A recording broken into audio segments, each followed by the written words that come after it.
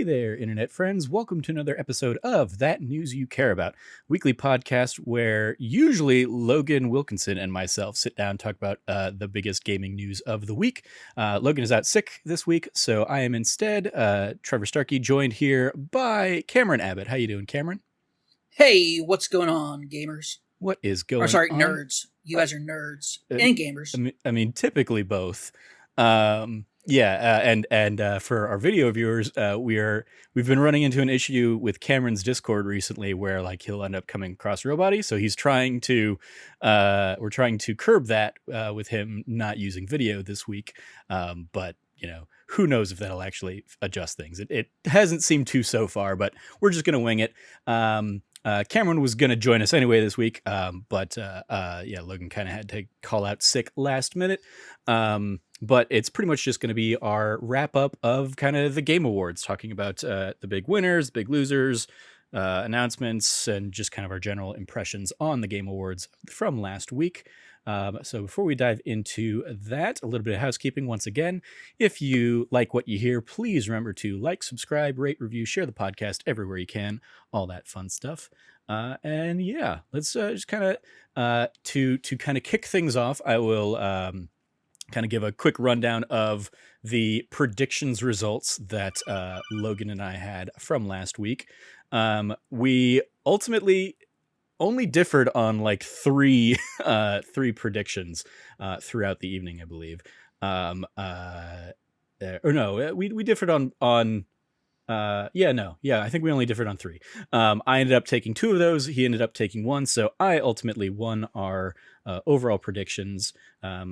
He had said The Artful Escape was going to win the best debut indie, whereas I correctly predicted Kena Bridge of Spirits. We were both right on the money for It Takes Two winning multiplayer game. We were both right on with Forza Horizon 5 taking sports and racing. It Takes Two, despite neither of us thinking it should win family game, won family game, and we were correct on that prediction. And I also felt the same way when that was announced. I was like, I don't know about that one, guys. That's literally about a family that's really broken and can barely reconcile itself. Yeah, it was a little rough. We thought Monster Hunter Rise was going to win Best RPG. That ended up going to Tales of Arise, so no points for either of us there. We both correctly identified Metroid Dread as the action-adventure game of the year, as well as Deathloop we both said Deathloop was going to be the action game of the year. That ended up going to Returnal, so no point for us there. We both identified Forza Horizon 5 for innovation and accessibility in games, so shout out to that one. Kena Bridge of Spirits won independent game, netting us both a point. Life is Strange True Colors was the Games for Impact game of the year. Another point for both of us there. Here's the one where Logan beat me. He correctly predicted Maggie Robertson as Lady Dimitrescu from Resident Evil Village would win Best Performance, whereas I had put my weight behind Giancarlo Esposito. So shout out to Logan for pulling that one. Foolish Trevor. Didn't think with his penis on that one. I mean, true.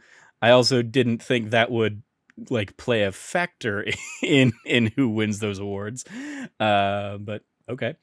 Well, actually, my argument last week, since you weren't here, Cam, was that I didn't think the internet's love of Lady Dimitrescu had really much to do with Maggie Robertson's performance at all. Not that she had like a bad performance or anything like that. It was just Lady D kind of blew up as a meme long before we ever heard her speak or anything like that. It was like from the first look, people were like, "Please step on me, giant tall lady."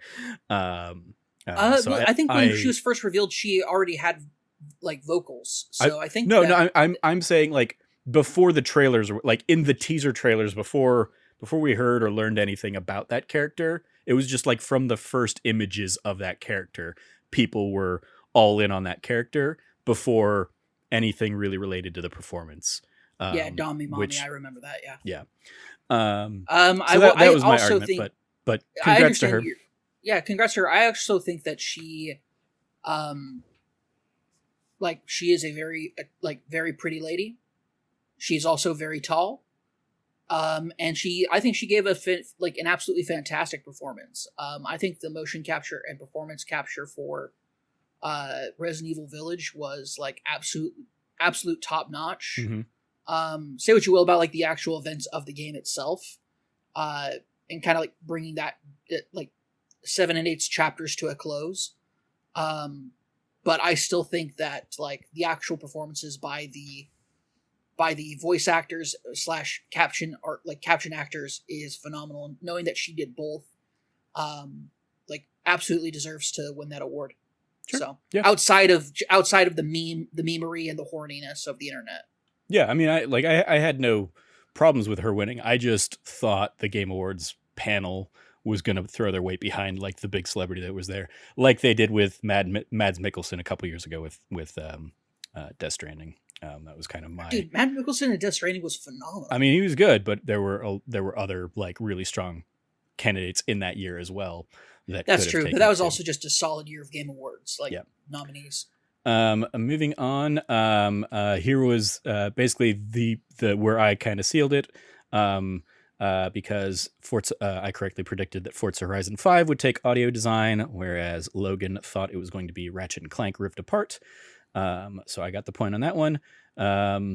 We both thought that Artful Escape was going to win Best Score in Music. However, that we both completely forgot that Nier fans love Nier's music, even if it's a re-release. So Nier ended up taking that one. Well, the tracks got remastered, so that was awesome. Yeah. Deathloop won for art direction, so we both got a point there. We both thought Life is Strange True Colors was going to take narrative. That ended up going to Marvel's Guardians of the Galaxy, so no points for us there. We both predicted Deathloop for game direction, so that brought us up to 10 points for Logan and 11 points for me. And then we were both surprised by It Takes Two winning the overall game of the year. We had both put our weight behind Deathloop. So yeah, that was kind of the like end results there. So ultimately, I think the awards kind of broke down. It was a pretty kind of like even across the board kind of year. There was nobody that like had like a runaway success of victories. Like It Takes Two and Forza Horizon 3 or 5 ended up both taking home 3 awards. Then there were a handful of games that took 2, and some that took 1. I mean, when I look at it, I don't know if it's just because of the like. We'll get into what is probably going to be the crux of the show, the presentation, of the actual award show. But I don't know if it's because of the presentation or because of, just like my I've cataloged it before. I have a lot to catch up on for the end of the year, because towards the beginning of the year, I just really was not playing too many games. Yeah. And this year has actually been super light on games for me. Except for the exception being like in the last 2.5 months. I've basically been very light on games all year. And so I don't know if that was like kind of like my I don't want to say melancholy, but kind of like my meh feelings of blasé as this year's kind of gone through. And then like comparing that also with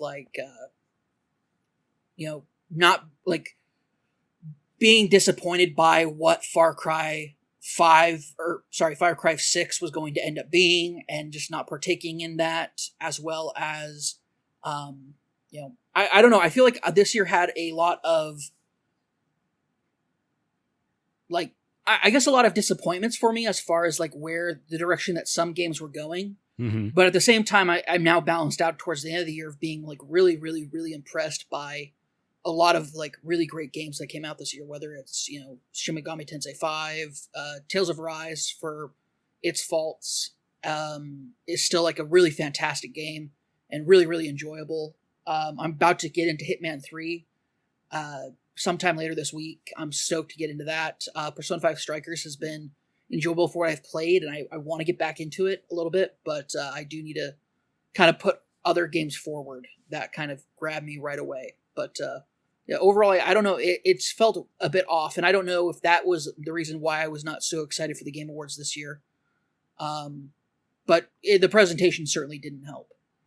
Yeah, I think we've talked about this a little bit, in that this very much feels like a year where there are a lot of like great games and like really like any of them can take. There's no clear cut like everybody's rallying behind this one title for this year.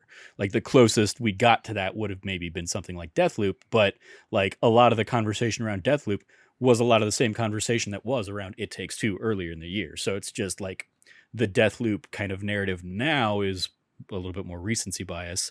And then of course you had a couple like really late end of year games like Halo Infinite here that just missed the kind of window that might have otherwise been in the conversation as well. So yeah, it was an interesting night, and I'd be very curious. Logan and I, when we were recording something else earlier this week, he and I kind of talked a little bit off mic about, or off kind of air about like if there was like complete transparency in the Game Awards where we saw like, here's how the breakdown of these votes went, would it have been like, oh, all 6 of those games had like 18% of the vote kind of across the board, and like It Takes Two really only like squeaked by with the win? Or would it have been like, oh, It Takes Two had like 40% and then the rest of the pack kind of shared that other 60? You know, what would that have looked like in the Game of the Year conversation in particular, versus you know, those clear cut years where it's like, okay, this one, based on kind of how all these other sites have kind of evaluated things, this was very clearly like the front one, or the no surprise, all that kind of stuff. And there were, I mean, you touched on like Hitman 3 for me is one of my favorite games of the year. And so like when that barely got like it got nominated for best VR experience this year, and that was it. I was very like bummed by that, while also being like, I wonder if that was impacted by January being its release date and this being a pandemic and everybody basically forgets that game came out this year or something like that. I think so. But also I think Hitman has a history as a game series, has that like that is a game that honestly people are going to be picking up next year, and it's going to start dominating conversations. I guarantee you that Hitman 3 is going to dominate like the Giant Bomb, because the Giant Bomb crew is like, they gave Hitman 2 their game of the year. True. It's also a very different Giant Bomb crew now. Oh, that's true. But, I mean, yeah. But that's the thing. It's like the same, like, I don't know, like, yeah, it's a very different Giant Bomb crew, but at the same time, I think it's still the same kind of like, I think that game's like Hitman 3. If Hitman 3 wins Game of the Year from like a site like Giant Bomb, I really do think people are going to be like, oh, that's right, it came out this year. Yeah. And they're going to go back and they're going to play it. And I can tell you, as somebody who has never been into the Hitman games, them streaming Hitman 2 got me into playing the Hitman games, and now I've played every possible like mission from like through 1 and 2. Yeah. So I mean, they were the ones that first got me to try Hitman a few years ago. It didn't click for me at the time, but like I was really glad I came back to it this year, and like this year it just it like fired on all cylinders for me. There were also like a couple, just in the general conversation of things, like, you know, people like I was surprised that Returnal ended up winning the best action game here. So was I, actually. But there were a lot of people that were surprised it wasn't nominated more throughout the awards and stuff like that. Same with like Death's Door, I think, was another one that a lot of the people in the circles I kind of follow were, you know, shouting that from the rooftops for Game of the Year. So it's ultimately it comes down to like, it's always a weird mix of like what really rises to the surface in these kinds of awards things, and then, you know, obviously once they're kind of like locked into, okay, those are the nominees, here's how it's going to pan out. But yeah, I will be curious to see what some of the other like, you know, the DICE Awards, what they end up giving Game of the Year to, and BAFTAs and that kind of stuff. I'll be curious to see like if It Takes Two ends up kind of being, you know, a pick across the board from a lot of the places, or if it ends up being another one of those years where it's like, oh, these guys gave this Game of the Year, these guys gave this completely other game of the year, somebody else gives Untitled Goose Game of the Year. All that stuff. I really think the latter's going to be the case. Yeah. I'd be shocked if that was not the case. I will say, when Joseph Ferris took the stage after It Takes Two winning Game of the Year, I was not as like surprised. A lot of people were like really, really shocked. I was pleasantly surprised. But I wasn't like shocked or like really like, oh, I didn't see that coming, because even though I didn't play it, everybody I know has played that game. Everybody's talked about like, oh, it's a great game. Like that co-op in like environment for It Takes Two is absolutely phenomenal. You should play it. Like everybody was saying how much you needed to play it. Here's the problem. I didn't want to play it with another person. And then especially when I found out what the game's like thing was about, I was totally okay not playing it. Yeah. Watching other people play it for sure. Like it is a great game, and it tells a great story. It's just a very unconventional story. I think it tells an okay story. There's another thing I've talked with Logan about a lot. Like, I think the gameplay of that game is what really shines through, in that every level is changing up the mechanics, and like you and your co-op partner have different things to do in like every section of that game. That keeps it cool and fun and fresh, and you're constantly like doing new things, doing other things.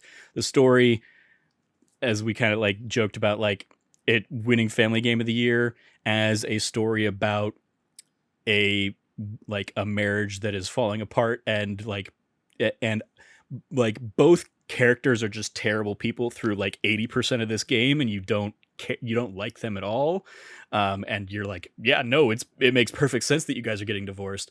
And then they try and like spin it around at like the last, like overarching, I'm not going to dive into specifics or anything, but like the minorest of spoilers for that game, as you would expect from a rom-com kind of thing, of like, oh, they, start to remember what made them fall in love with each other. Like, they do that turn way too late in the game, pacing wise.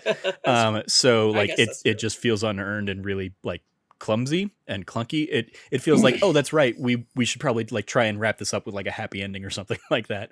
And it just didn't work for me. It didn't work for Logan. And like a good chunk of that game is you're playing parents that are trying to actively traumatize your child because you think that's what's going to like solve this like magic spell or something. Like, you are actively trying to make your daughter cry for most of that game, and it's like, this is not a family game. And there's some very traumatic elements of it as well, that if you try to do that with like a 5-year-old, is probably going to make them cry too. So the like there's a hilarious element of that. But yeah, I mean, the gameplay was great, and it is one of those things I would love. Like, I've multiple times in the last 6 months had the itch to like want to go back and play that game, but I can't, because I don't have a go-to co-op partner that I can just call up and be like, hey, let's hop in and like replay this game or something like that, or sit down and play it. So like that for me is what I thought was going to hurt its chances more than anything, of like, okay, people, especially everybody who like played it at at launch or whatever, they like, and played it for review, had a co-op partner that they like put the time in. But I didn't think it was going to kind of like linger in their minds for that. So yeah, I was like fully anticipating something. I mean, like, because what were the other? I will say, while you're looking up like, the other nominees, I want to say that on top of that, I loved it because for me, it's quite the redemption story for Joseph Fares and his company. Right. The developers, with how much work and effort into like co-op systems and everything they did for A Way Out, only for A Way Out to kind of come out to an emphatic fart of an experience for most people. Mm-hmm. For them to rebound and say, not only we're going to do the co-op thing, we're going to double down on it, and we're going to make it even more of what this is. And for it to work now is phenomenal. And like believing in themselves and their vision for what they think is a good core game design. When people told them no with the last one, I think is really cool. I think it's especially since how much of the Game Awards that one year when Joseph Fares was up there and he was talking a lot of shit about how great his Way Out was going to be, and then it poo-pooed its way out, and everybody's like, oh, not going to hear much from Joseph Fares, and for him to kind of come back this year strong.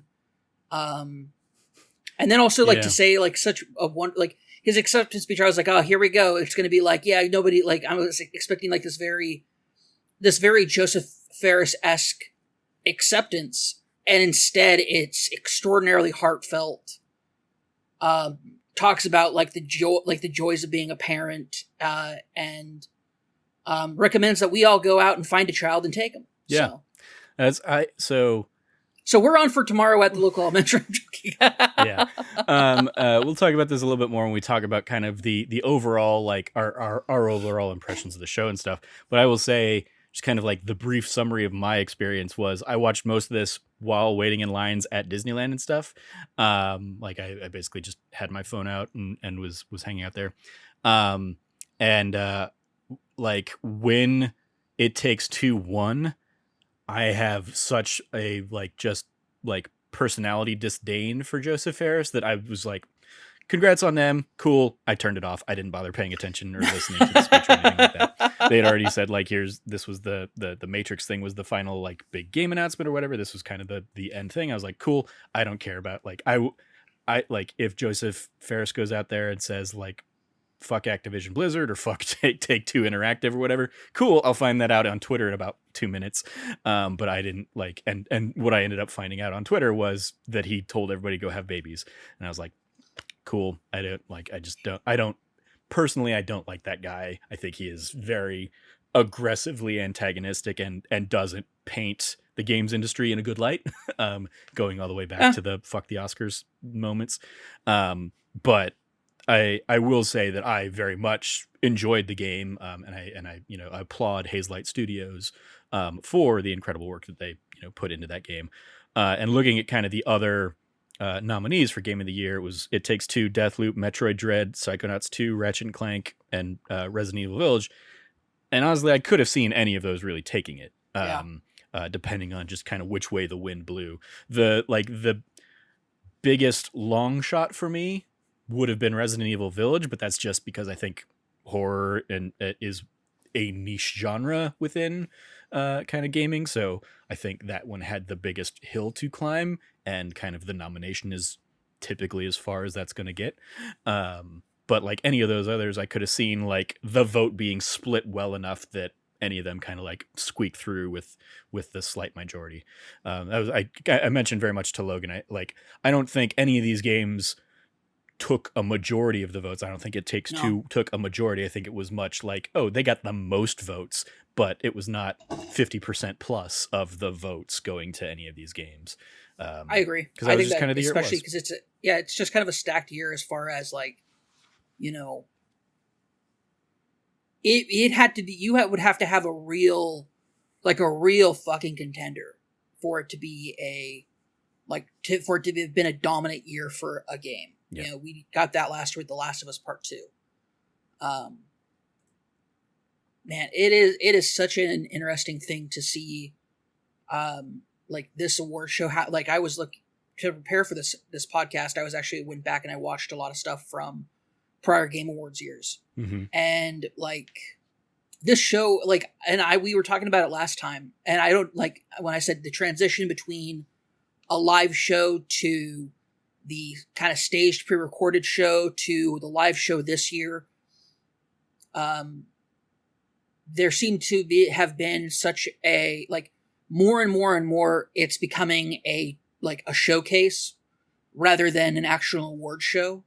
And unfortunately that's the trend of the pandemic probably did this worse than anything else, but if you didn't have some big reveal at your show, nobody was going to bother watching it. Versus in previous years, we're probably going to see some big reveals, but also who's going to win these awards seem to be on the tip of people's tongue because the Game Awards comes out usually before a lot of sites Game of the Year awards are given out. So we usually see this kind of as a precursor of how is the industry trending and feeling about games. Mm-hmm. And I think that because of how much content people are consuming on a regular basis in regards to different websites, different publications, all having a consistent stream of how they're feeling about the games they're playing coming out.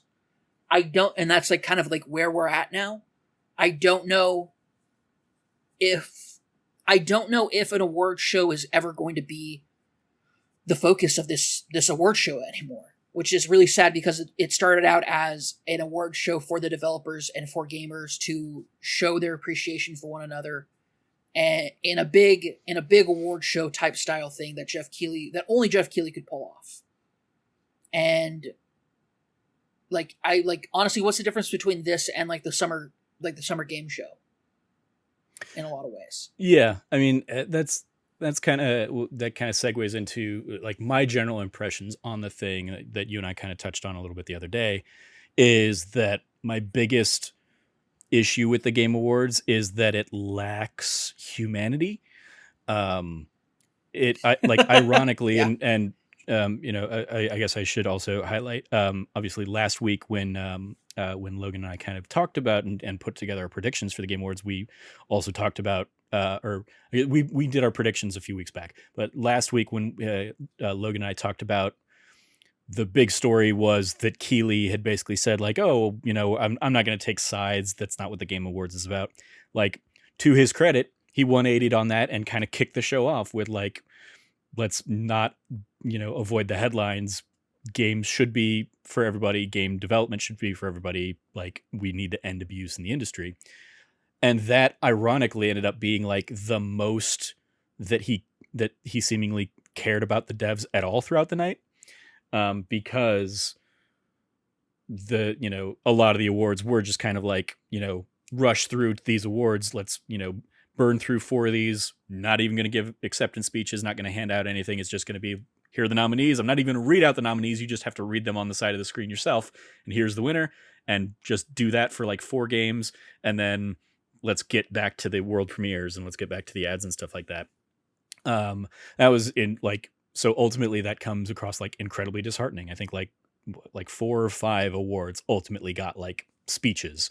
And it's, it's disappointing that in a time where the conversation in the industry is wanting to support developers, wanting to support these creators, that they just end up going back to being faceless, congratulations to, the big company that wins this one or whatever. And now let's move on to the next, big world premiere. I talked the other day, Greg and Kinda Funny kind of re-promoted his Game Awards acceptance speech back from 2015. And that speech celebrating developers on behalf of the gamers and thanking them and whatnot, that the amount or the length of that speech was probably as much time as half of the speeches total combined had. It was the Game Awards just in the last 5-6 years has shifted even more away from let's celebrate these things. It's we're gonna hand out a few of these and we're gonna move on to the world premieres. We're gonna let Sting perform. We're gonna spoilers for the thumbnail of this episode. We're gonna do a weird sketch with a pot. That's gonna take up time. Ring thing, though, man. That's an Elden Ring thing, though. That was a thing. I liked it. I'm excited for Elden Ring, so that's a thing for me. I mean, sure, but did you need a bit about that rather than just showing the newest Elden Ring trailer for this game that's coming out, in 2 months, that won most anticipated game at the Game Awards 2 years in a row? Yeah, no, for me, it's, I didn't need that because I saw, Andy's, 2 hours of footage and other people's footage of playing through that game. I know what that game looks like. I don't need another gameplay trailer. Yeah. Right. At this point, we're risking oversaturation on Elden Ring. Yeah. That's that thing came up and I was just I can't wait for Elden Ring to just be out so we get so we can move away from this and then move on to people just not shutting up about how everybody should play Elden Ring. And then, that just gets us closer to, okay, now we're in 2023 and people can stop talking about Elden Ring. So yeah, just elements like that. The other element I talked about was Jeff likes to tell these stories when he's kind of introducing trailers, especially from small person teams or something like that, where he talks about, I first met this team, 2 years ago, and they were, they said their dream was to, show a trailer at the Game Awards, and here we're making that dream come true or whatever. And it's okay, well, show us that person that that you're talking about. Don't dehumanize them by just kind of turning them into an anecdote and doing your bit and telling and showing your trailer, like show us the developers. That's what I would like to see kind of out of the Game Awards. Show us the developers, show us the people who make these games, let the people who make these games like accept the awards, on behalf of their teams. That was one of the highlights of like the Game Awards and the other awards last year, was because everything was Zoom. Everybody was on a Zoom call waiting for their award gets up there, and you see all of them, like waiting to see who wins, and then whoever wins and takes it ends up, getting their little time to shine. And that was kind of the big miss for me this year, was just like it did feel too much like a summer game showcase with nary a mention of the developers themselves or the Game Awards. And that's I think, and I feel like the pendulum swings kind of, all the time. We go from, getting to see too much of developers or something like that, or a developer, talking for 15 minutes about their game instead of, a 5-minute thing, and then showing the game. Like, finding the balance between that is, I'm not going to say it's like the easiest thing in the world or whatever, but there is a balance out there, I imagine. And it was just sad to see us so far with the pendulum swung to like, let's just show the games side of things, as opposed to let's see some of the people too. Any other thoughts on presentation or pacing or any of that stuff? Yeah, I think my final thing I want to say is that, as somebody who has like been a fan of Jeff Keighley throughout his career, like even before the Game Awards, when he was like Jeff Keighley and celebrating video games and trying to bring that celebration to a kind of not global, but so much as mainstream audience as possible, has always kind of like been his goal, whether it was with the Spike Game Awards, going into just the Game Awards proper as its own thing. And the promise of the Game Awards versus like the Spike Game Awards was that there would be because the Spike Game Awards were famous for their nonsense celebrity cameos, like ad after ad after ad after ad. Like, you were lucky if you saw an award acceptance speech. Like, it became very much this thing. And when I said I went back to watch stuff, I also went back to watch some of the Spike Game Awards stuff. And for the Game Awards this year, felt like if you were to tell me, oh, the theme of the year was parroting like Origins. So this is like Jeff Keighley's parody of what if the Game Awards were still like they were back at the Spike days. I would be like, weird, but okay, I believe it.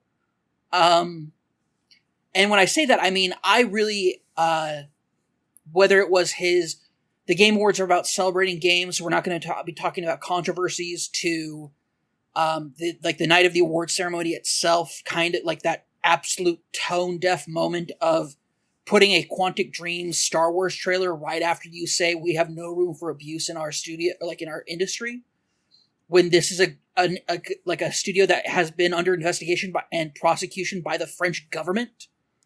I mean, there was a little bit of breathing room between those two things, but yes, sure. I see your point. Yes. Yeah. Like, it's just extremely tone deaf, and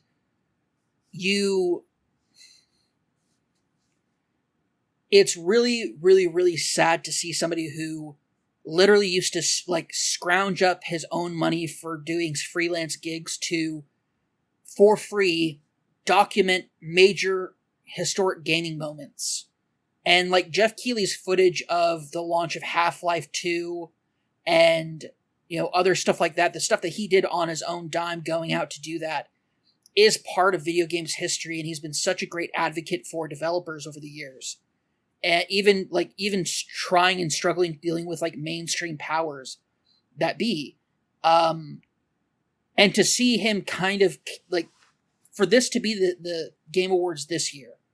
Like, I remember back when people were like, the Schlick Hydrobot is the most like invasive thing at the Game Awards has ever had. And it's like, man, like this year said, hold my beer.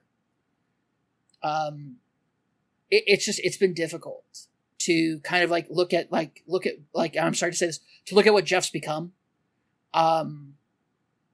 like this used to not have to be this used to be a true celebration of developers. And I really hope that, because I know we're not the only ones saying this, we're not the only ones echoing it. We're not the only ones sharing this and making the comments that we've made on this podcast. I really hope he takes it to heart and really turns things around. That's my real final thought on it, is I hope that this is better next year, because if this is the trend that it continues going down, what was the point of breaking with Spike Spike doesn't exist anymore, that's why. But like, what was the point of making, like, why were the first couple of years such a big deal that they were different if we're just going to come back to the same nonsense? Yeah. This dog and pony show. And I mean, like, I will say what I said the other day as well, of like, we're largely on the same page of like, whatever the Game Awards should be, this isn't it. And a lot of people in the industry feel that way, but the people in the industry and the people we're following on Twitter and stuff like that are also the niche, like vocal minority compared to all the people that tuned in just for the big game announcements or whatever. Like the millions of people that watch wanting to see the world premieres, who don't care about the devs, who don't like those kind of gamers that don't follow the industry that closely, and they just kind of watch this in the same way that, people, even if they haven't watched every movie of the Oscars, watch the Oscars to see the celebrities and see who wins and stuff like that. Like this kind of model for the Game Awards is the mass market model. And it's the model that has the money or makes the money or has the opportunity to bring in the money to pay for the spectacle, to bring people like Sting in, to do all those, those. It could have gone without that. I'm just saying. I mean, agreed, but I'm sure somebody tuned in because they saw Sting was going to be there. And while that's not us, and we're not the audience for this, if you do think of like a show like the Dice Game Awards, that is kind of the Game Awards show that we're talking about, of like, let's put a focus on the developers and, put announcements and trailers and stuff as a backseat, if at all. Those have significantly fewer eyes on those shows, because that's speaking to a particular audience, whereas this is trying to speak to the biggest possible audience, not only here but overseas as well. And so I think that's the other thing to kind of keep in mind, is that all of those things, all the deals, all the like the amount of time I think about Warhammer throughout the year is basically like 0%. And then at the Game Awards, it's like, oh, Warhammer's everywhere. And then it's back to 0% for the rest of the year. But like, there's an audience. We do not travel in the same circles. We do not travel in the same circles. I mean, that's fair. But like, I mean, I would say, no, I know what you mean. I know the majority of the industry is not paying attention to Warhammer on a regular basis. There are, there may be a handful of people that are like that play and like get behind Warhammer. But like, no, I never see or hear anybody talking about Warhammer until the Game Awards. And then, another year goes by, and then suddenly there's 2 more Warhammer things that are completely new and different. Maybe, I don't know. They could have shown me the same Warhammer things this year as they did last year, and I wouldn't have known the difference. But like that's just what I'm kind of like, the money that Jeff brings in from ads like that, or from, whatever kind of big world premieres and the deals that he's making to promote these kinds of things. I'm sure he also tries to temper that mentality with showcasing, small games like, the new Annapurna game from Outer Loop Studios, Thirsty Suitors. And, like the first thing showing off in the pre-show being Tunic, that has kind of been floating around the indie space in the PAX circuit for years and years. God, how many years? Finally getting a release date. Like, there's definitely like, he's very much doing that scattershot, like, let's try and give something for everybody, versus let's give some, like, everybody a few things that they're going to like. And, you might get some people that just end up not walking away, disappointed or something like that. He's trying to give he's trying to give everybody at least one thing out of this. And whether or not that's a hit or a miss, is going to vary. But like it's very much a shotgun approach, versus like a dedicated, here's the specific voice of the Game Awards, or here's the specific vision that we're going to go for.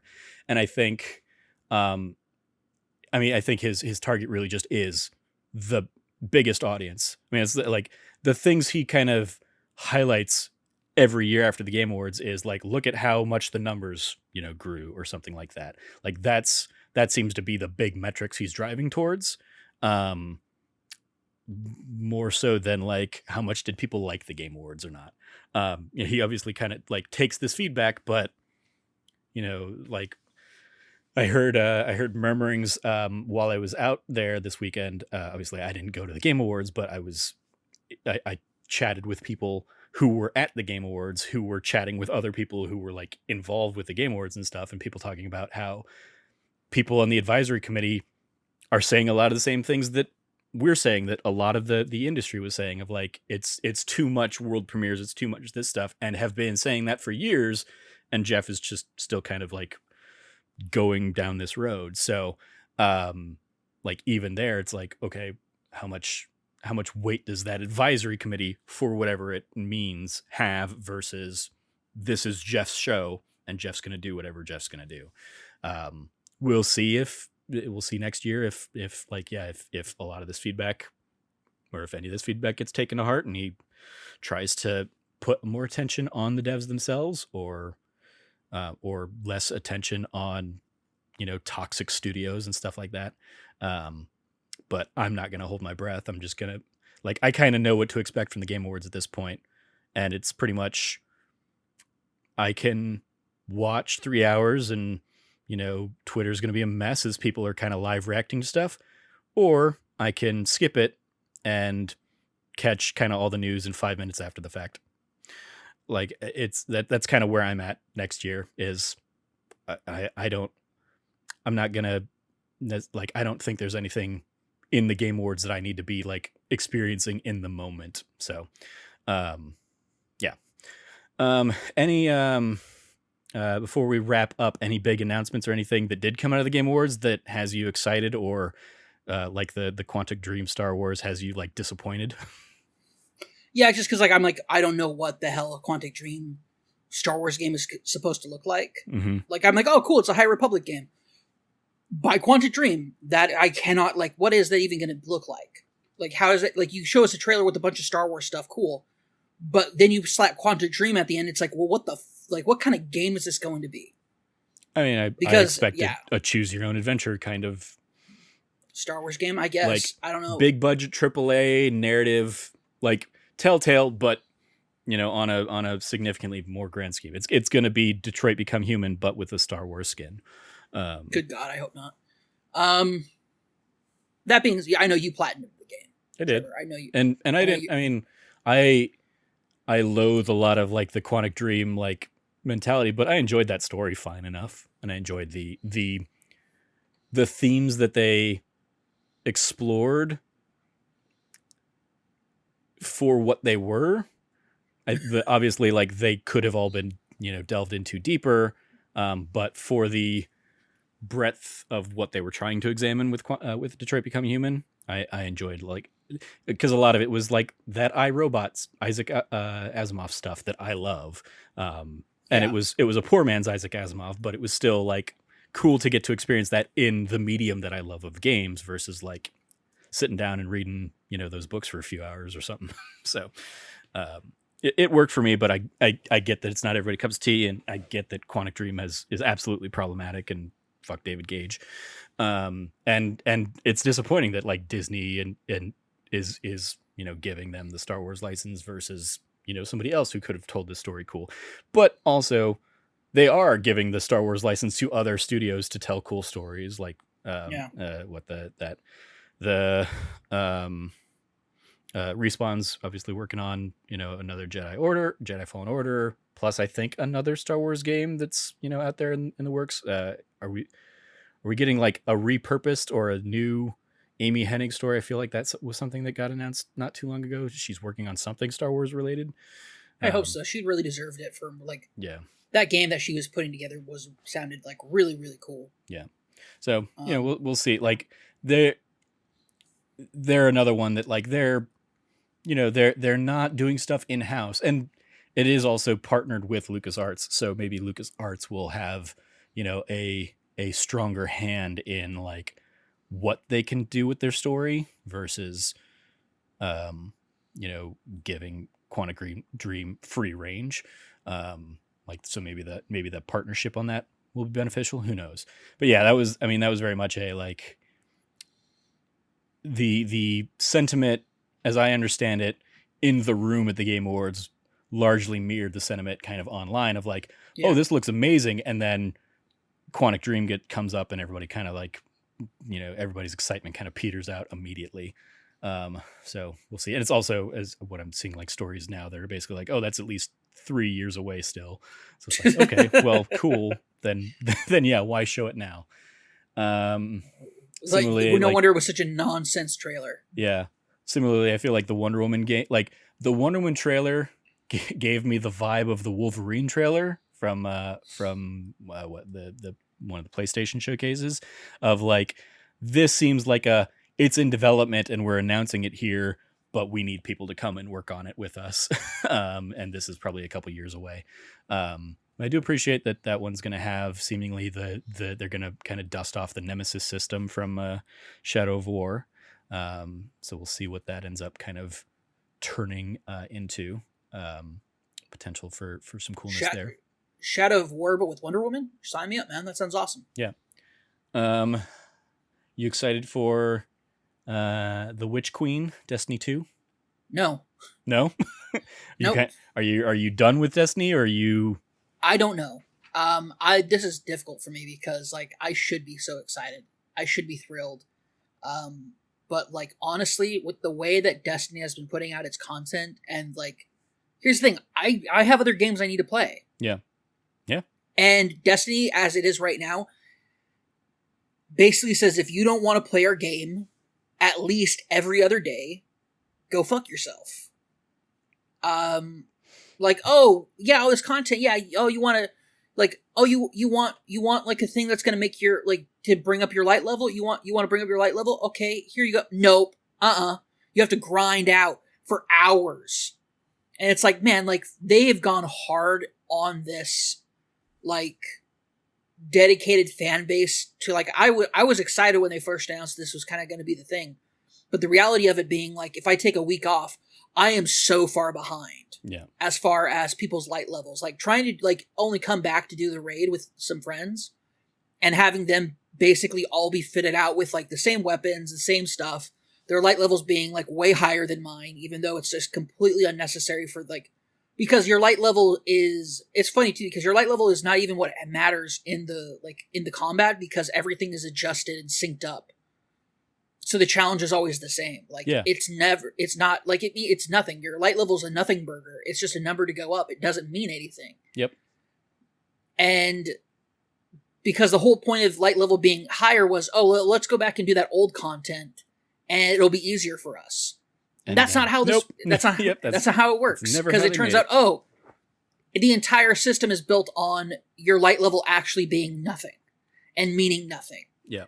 And for that revelation for me, and then like the story being like, the story is cool, but there's other cool stories going on right now. And honestly, between that and like some other decisions that Bungie's been making and other stuff like that, like I've just been so tuned out from Destiny for such a long time. Yeah. Just seeing the Witch Queen stuff like does nothing for me. Mm-hmm. How about the Sonic the Hedgehog 2 trailer? I like that. I like that a lot. That was great. You super on the Knuckles train? I am 100. Idris Elba as Knuckles was peak awesome. Yeah. Yeah, that was a cool, I would say that was like one of the highlights, especially because like as I'm sitting there in line or whatever watching it, I'm immediately thinking back to like, oh yeah, like you and I going and seeing the first Sonic movie was one of the last things that we did before lockdown. In those before times. Because it was just before we went to PAX. Yep. Wow, yeah. So yeah. Wow, that was only 2 years ago. That feels so much longer. Right. But I also thought they handled like obviously that has a place there. So it's like, it makes sense that like that's going to do, and they're going to, you know, manage to bring Ben Schwartz, who loves games and stuff like that. He's going to come out, he's going to have a fun little bit. Jim Carrey, literally phoning it in kind of thing. Okay, whatever. A weird bit about his uncle saying stuff or whatever. That was weird Jim Carrey stuff, but like the trailer itself, cool and fun. And you are like, as far as the rest of Sonic, do you care, or do you think Sonic is largely a dumb series? Oh, it's incredibly stupid. Yeah. So like it is the fact that Sonic's getting their own Breath of the Wild type game, you're like, whatever. It means nothing to me. Yeah, same. An open world Sonic game, cool. We've been asking that for years. Like, just let us play a Sonic game that lets us go anywhere. And they showed that off, and I was like, neato. And then they're like, but it's also going to be Shadow of the Colossus. It's like, no thanks. Yeah. Let me go fast and let me run. Like, let me speed into things to blow them up. And that's all I care about for Sonic games. And that's only like enjoyment for like 15 minutes. Yeah. Or all of Green Hill Zone. You know? Yeah. Where do you fall on Alan Wake? Did you ever play the Alan Wake games? Do you care about Alan Wake 2? I did not. I know other people do. They're very excited. I'm happy for them, but it means nothing to me. Yeah. Okay. Yeah, I mean, I feel like those were kind of the big things. One last little thing I want to throw out there is one of the early trailers was like Telltale is back and better than ever, and they're doing The Expanse. And I was like, oh, so they're just immediately falling into the same traps that the original Telltale had that led to their bankruptcy, and that they're just spreading themselves too thin, because they're also still supposed to be working on that Wolf Among Us 2 game that we've heard nothing on for a year plus. So that's never coming out. Yeah. So the fact that they're like already being like, hey, oh wait, they're the Expanse team? Yeah. They're working on I missed the pre-show. I was working at the time, so I missed the pre-show. Yeah, they're working on the Expanse. Ooh. And then that's not going to be good. Anybody who's played a Telltale game after Batman volume, like Batman Series 1, anything after that, they've been like just garbage. Well, I mean, Game of Thrones was bad. They completely shut down. So like, and then got resurrected, or got like bought and resurrected. And so I don't know what this Telltale looks like, because we've not seen anything from this iteration of Telltale. But then on the flip side, they did ex-Telltale game devs also announced that they're working with Star Trek on Star Trek Resurgence. So it's like, okay, they just took a couple of years off, and they're coming back with whatever that's going to look like. So we shall see. I'll be curious to see if I feel like in their absence, like Don't Nod and Deck 9 with the Life is Strange games, kind of really came in and like elevated what that genre can be and can do and can look like in particular. And I'll be curious to see if Telltale or Telltale adjacent things kind of follow suit. Yeah. Any final thoughts then on the Game Awards before we wrap up here, Cam? 2 words. Do better. Do better. All right. Moving over to shoutouts. I don't know if you have any shoutouts for. And I didn't prepare any. I literally have just been like either binging Game Awards stuff or nothing. No worries. One that I wanted to highlight is speaking of Destiny. The battle for Bungie's soul, inside the studio's struggle for a better work culture. This was an in-depth kind of expose article from Rebekah Valentine over at IGN. She spoke with a ton of current and former employees discussing kind of the toxic culture issues that Bungie has been struggling with in recent years, and also struggling to kind of overcome and move past and work for a better future. So I wanted to give a shout out to Rebekah's piece there. Disheartening, of course, to continue seeing stories about people being pushed out of the industry because of sexism, boys club mentality and stuff, of course. But the article did, and a lot of people kind of, I think, had a sense of like hope around this story of like, yes, things have been bad, but there is a concerted effort to try and improve and try and make things better. But it's a slow going journey to get there. So yeah, wanted to give that a shout out. Go check that out and go support Reb and the good work she's doing over at IGN. I will say, actually, I do have one shout out. Shout out to Logan Moore, friend of ours, also, great writer who happens to be currently rolling in. Let me go ahead and pull this up. I want to make sure I get this correct. He's over at Comic Book now, right? Yeah, I think. He's at Comic Book, which is CBS Interactive. Shout out to him for just being awesome, but also he recently got our good friend and friend of the shows, Mario Rivera. So Mario Rivera, once upon a time, wrote a book. And it is a fantastic look into a sad and twisted mind of a teenage Mario Rivera. It has been memed to death, but Logan Moore actually got him a nice printed copy of his book made. Mario DM'd me saying, "You're going to enjoy this," and sent me a photo showing me it. I was like, "That's amazing." Nice. And then they actually put out a YouTube video of them of the reveal. Logan continues to be one of the best people I know, and is just an awesome dude. I know a bunch of them were they met up at a Buca de Beppo's recently. Is that what that was about? I think that was outside of that. It was different from that. They did not meet just to give him Mario Rivera. No, I didn't imagine so. I imagined it was a gift exchange or something, a celebration among friends. They're a Chi they were a Chi-town local podcast crew for a while. Him, Mario Rivera, Logan, Mario Rivera, and a couple other people. Yeah, and so I think Michael they just Ruiz. Michael Ruiz. They get together every couple of years or at least every other year or something like that to just they go to Buca de Beppo's. They rent the Pope's room, which has the bust of the Pope in it. Yeah, and then they enjoy pasta, and that's a good time. Yeah, there you go. We have a Buca de Beppo's downtown here, and I have been in. I remember for a work thing I did at one of my jobs a number of years ago. We were in the Pope room at Buca de Beppo's. It was my first time ever being in a Buca de Beppo's, and then kind of experiencing that. I was just this is just weird, right? this is just a thing that, okay, all right, yep. So yeah, when they were all teasing that, I was like, oh, they're at a Buca de Beppo's. I recognize that iconography immediately. Even though we're now a pope or two removed from whenever it was I was there. But yeah, well, cool. Shout out to Logan and to Mario for getting his book published in this weird fun roundabout way.